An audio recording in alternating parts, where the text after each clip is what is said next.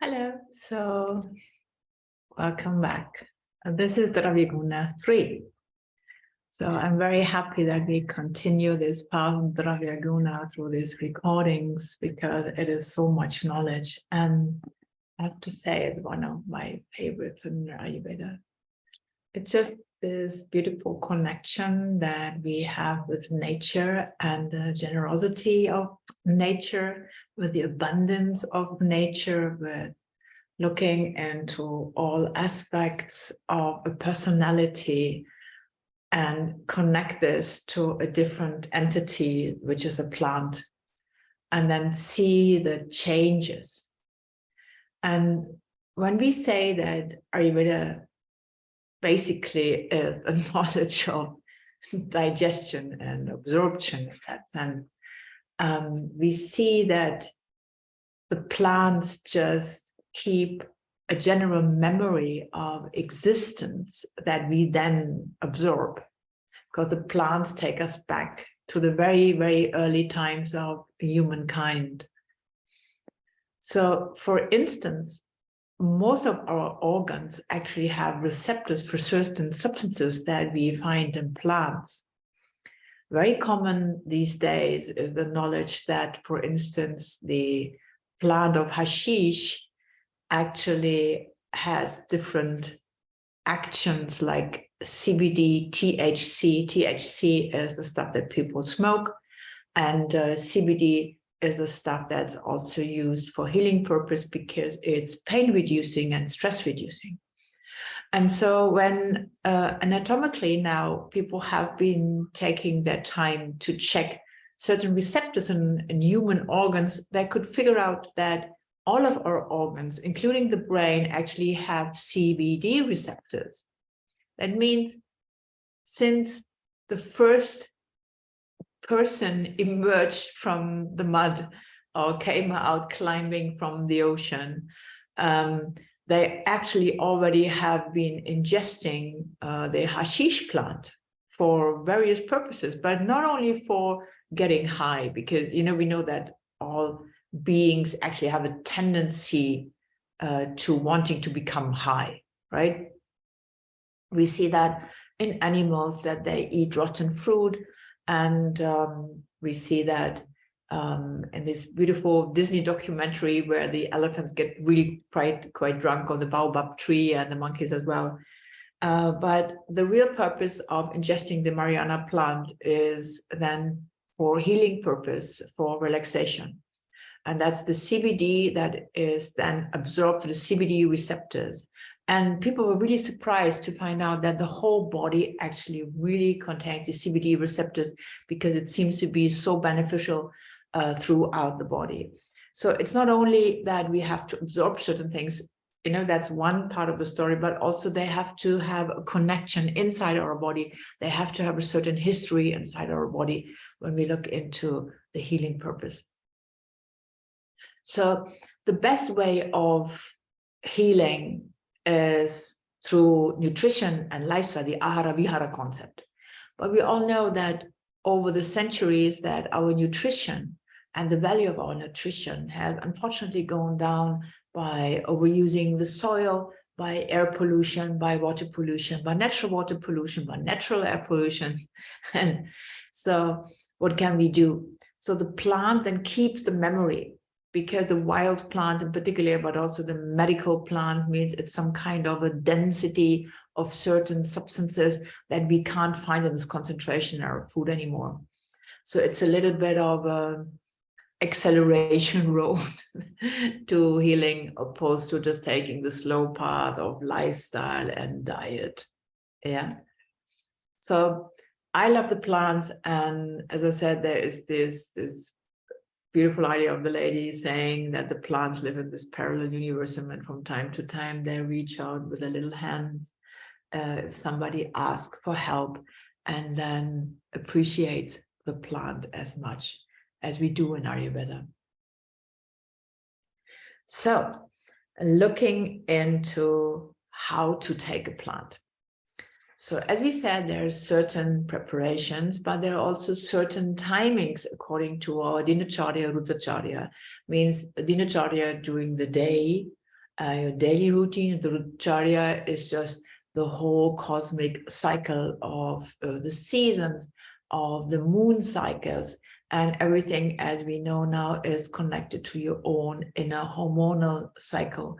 And during certain times of the day, you are much more likely to absorb the most and particular parts of the plant than during other times. Nowadays, in the West, there is a science called chronobiology. So in chronobiology, there is the growing knowledge then tested that we, as a classical holistic physician, learned from day one. And that is, again, the knowledge that at certain times of the day, the absorption is better if you have a certain purpose. For instance, nowadays, there's the knowledge that they say digitalis, which is a poisonous plant, which is used for promoting a healthy heartbeat rate, is best taken at noon. And in all Asian tradition, we know that noontime is the time of the heart. So any medication for the heart works best at noontime. There might be some exceptions though, and we know these. It is when the stress level of that person has been spiking right after getting up with a high cortisol level. That might affect the heart with a stress symptom. So stuff that reduces the stress from the heart, that reduces the increase of the heartbeat rate, can be taken right after getting up before the cortisol level spikes. This is a bit of a Western thinking. It's not a holistic thinking, but sometimes when we read some sources and then we compare that with the ancient knowledge, and we're surprised how much they go hand in hand and how much in the ancient knowledge people could have actually used in order to have more beneficial treatments for the patient. So we have one of the treatment rules. This is the early morning. Just basically, the first thing that you do, you take your churana. This is the case for medications like Pipali, for instance. Anything that promotes digestion is best taken in the early morning before you have taken any food in your stomach. So it is literally an empty stomach. When we do our tongue diagnosis, we also want the early morning tongue, and we also want it without having the toothbrush used, because we want to see everything that is in the mouth happening overnight, because all the stuff comes up and shows on your tongue. And we're going to do this in the workshop, that we look at your tongue and then we see the coatings. But if you have been nicely brushing your teeth, or you even use the toothbrush to clean the tongue, we can't see any progress, we can't see any failures, we can't see any mistakes, we can't see any benefit, okay? Because particularly the toothpaste contains substances that break down protein, and that breaks down the protein that it was making the coating on your tongue. So don't use that. Just whenever you take a picture, take it before you've taken anything, before you've taken your churana, and then make sure on empty stomach you can take a churana like Pipali for the best results. Then Pipali as well, but also Triphala, Amala, Haritaki is also best taken before meals. So we have that rule that basically all the churana should be taken before the meal, so that the stomach has a little bit of time to churn it around. Some people then ask precisely, is this half an hour before the meal? Is this just before the meal? I think one should not get crazy, but of course, for the most benefit, have a little bit of time in between, so the stomach gets the time to churn it around, right? Then we have the application that we say during the meals. Some substances are quite acid, and chitrak, for instance, can cause a lot of problem to your digestion, even if you have a digestive issue with a kapha or rama, if it's taken before the meal.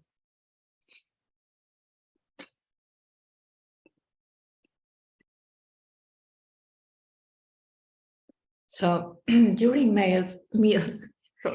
during meals, we have also some types of application of Triphala, for instance, Triphala Gugulu, which is not as strong as a normal Gugulu, but still it can just damage the stomach lining. And then after meals, we definitely have all the other remedies that are used in case of a disturbance of Udana Vayu or Apana Vayu, anything that moves up and down. So this is beneficial if you take that after the meals. Then if a person is very sensitive to the taste or the substance, it is also advisable to give the medication mixed with the food. And for instance, we can use just poached fruit, like a grated apple, for instance, can be very nice when somebody is suffering from diarrhea. We know that also from our Western tradition, we do the same. Then there are certain medications that are advisable to take between the meals. And we always say in Ayurveda, according to your dinacharya, have always or try to have 4 hours between each meal so that the previous meal is fully digested. So you would take that then after 2 hours after the meal and 2 hours before the next meal. So then there's also an application where we say this is repetitively done during the day. This is particularly the case for something like you use for against fever, Arogya Vardini, for instance, which you take every 2 to 3 hours on a regular basis when there is fever, or other medications that influence your body temperature. So then, of course, there's one particular medication time that is about 30 minutes before you go to sleep. This is, for instance, Manasavitra Vatakam. It's a very popular prescription to, just as it says, Manas Mitra Vatak, so that it descends the vata from the manas area, from your consciousness, to help you sleep better. So this is the baseline. And for instance, for Haritaki, we also have something that people don't get disturbed during the sleep. So the first thing in the morning, the last thing before nighttime. So that's another one. So this is a general outline of certain substances, and that you can take them or should take them in a particular rhythm or regime together or separate from the food to get the most benefit out of it. Some people get completely crazy because they can't plan the days. So which dosha is aggravated and why they actually benefit from having a more stricter regime. We can easily see that also the application of the remedies is part of the treatment plan, not only the remedies themselves, but also just make time and just get along, because how much actually the suffering takes a chunk of your time, opposed to just doing the medication at the right time and getting the greater benefit and feeling healthier and feeling more capable with what you have to do during the day. But we always have to see, and it's just like a really nasty saying that the sick patient actually is a sick patient. So the sickness or the illness or the disease can not only be found on one level, there is all the other levels affected. And in our days where we are facing a Vata dominated age here with a lot of Pitta influence, we clearly can say that the Vata disturbance just also disturbs the regime of taking in the medication that would help to reduce the Vata. And that also just classifies our famous saying, you know, every imbalance is seeking for more imbalance, but never naturally looking for the opposite.